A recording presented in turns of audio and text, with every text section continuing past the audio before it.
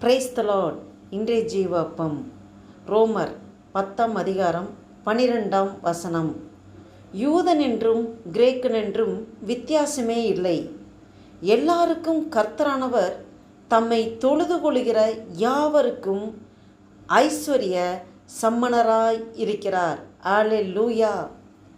என் அன்பு தேவ பிள்ளைகளே, இந்த வேத வசனத்தின் மூலம் ஆவியானவர் உங்களோடும் என்னோடும் பகிர்ந்து கொள்கிற காரியம் என்னவென்றால், யூதன் என்றும் கிரேக்கன் என்றும் வித்தியாசமே இல்லை, எல்லாருக்கும் கர்த்தரானவர் தம்மை தொழுது கொள்கிற யாவருக்கும் ஐஸ்வர்ய சமணராயிருக்கிறார்.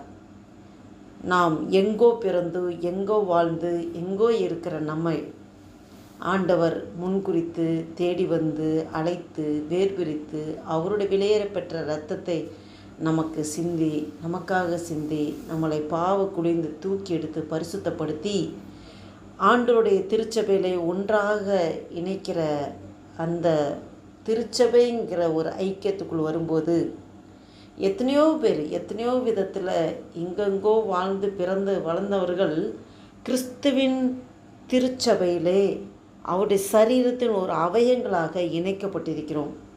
யூதன் என்றும் கிரேக்கன் என்றும் வித்தியாசமே இல்லை, நாம் எந்த ஒரு வித்தியாசமும் இல்லை. நாம் இயேசு கிறிஸ்துவின் பிள்ளைகள், நாம் தேவனுடைய பிள்ளைகள் என்கிற ஒரே ஒரு ஐக்கியம் ஒன்றே. யூதன் என்றும் கிரேக்கன் என்றும் வித்தியாசமே இல்லை, எல்லாருக்கும் கர்த்தரானவர். ஆம், நாம் எல்லாருக்கும் கர்த்தர்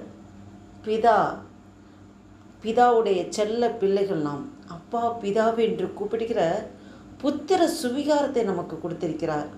அந்த அதிகாரம் நமக்கு ஆண்டவர் தந்திருக்கிறார். அவரை தொழுது கொள்கிற யாவருக்கும், தேவனை தொழுது கொள்கிற கர்த்தரை தொழுது கொள்கிற யாவருக்கும் அவர் ஐஸ்வர்ய சமணராயிருக்கிறார். ஆமென். ஐஸ்வர்யம் என்பது மணி விஷயத்தில் பொருளாதாரத்தில் மட்டும் குறிக்கிற காரியம் கிடையாது. ஐஸ்வர்யம் என்பது நம் சரீர ஹெல்த்தி ஆரோக்கியம், அதில் ஒரு ஐஸ்வர்யம். நம்மளுடைய மன ரீதியான ஒரு சந்தோஷத்தில் ஒரு ஐஸ்வர்யம். நம்மளுடைய எல்லாம் குறைவுகள் இருந்தாலும் அதிலே ஆண்டு நிறைவாக நடத்துகிற ஒரு ஐஸ்வர்யம். பாருங்கள், எவ்வளோ வேதனைகள், பாடுகள், நிந்தைகள், நெருக்கங்கள் என்ன வந்தாலும் சமாதானத்தை நம்ம இருதயத்தில் கொடுத்திருக்கிறார். அந்த சமாதானத்தை தருகிற ஒரு ஐஸ்வர்யம் நமக்கு இந்த மண்ணுலகை விட்டு விண்ணுலகு செல்லும்போது நித்திய வாழ்வு, நித்தியமான வாழ்வை தருகிற அப்படிப்பட்ட ஐஸ்வர்யம். அந்த ஐஸ்வர்யத்தை தருகிற சம்மணராயிருக்கிறார். ஆமென். அல்லேலூயா. இதை கேட்டுக்கொண்டிருக்க என் அன்பு தேவ பிள்ளைகளே, எவ்வளவு பெரிய ஆசீர்வாதத்தை ஆண்டவர் நமக்கு தந்திருக்கிறார். நாம் யாரையும் எந்த பாகுபாடு, ஏழை பணக்காரன், ஆண் பெண், உயர்வு தாழ்வு, எந்த நாட்டுக்காரங்க எத்தையுமே பார்க்கணுன்னு அவசியம் இல்லை. நம்மலாம் கிறிஸ்துவின் சரீரத்தில் இணைக்கப்பட்டிருக்கிறோம். நாம் ஒரே அவயங்களாக இணைக்கப்பட்டிருக்கிறோம். கிறிஸ்து தலையாக இருக்கிறார், அவருடைய அவயங்களில் நாம் இணைக்கப்பட்டிருக்கிறோம். அப்பா பிதாவே என்று கூப்பிடுகிற புத்திர சுவிகாரத்தை நமக்கு தந்திருக்கிறார். எவ்வளோ ஒரு மேன்மையான ஒரு ஐஸ்வர்யத்தை தந்திருக்கிறார். ஐஸ்வர்ய சம்மணராக இருக்கிறார். நாம் ஆண்டவருக்கு நன்றி சொல்லி இந்த நாளில் ஆண்டவர் நோக்கி பார்த்து ஜெபம் செய்வோம். அன்பும் இரக்கம் நிறைந்த பரம தகப்பனை நன்றியோடு துதிக்கிறோம் ஐயா, ஸ்தோத்தரிக்கிறோம். இந்த அருமையான நாளைக்காக நன்றி செலுத்துகிறோம் ஆண்டவரே.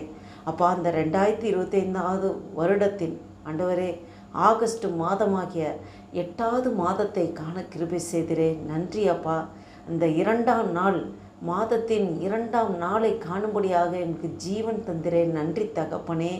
அப்பா, கடந்து வந்த பாதைகளை திரும்பி பார்க்கிறோம்.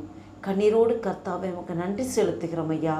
அப்பா, எங்களுக்கு ஆண்டவரே இந்த 2025 வருடத்தின் 7 மாதங்களை முடித்து இந்த 8வது மாதத்தின் 2ஆம் நாளுக்குள் எங்களை நடத்தி கொண்டு வருகிற தேவனே, அப்பா, இந்த நாளில் கைட்டு செய்கிற எல்லா வேலைகளையும் நீங்கள் ஆசீர்வதித்து பலப்படுத்துவதற்கு ஸ்தோத்திரம்.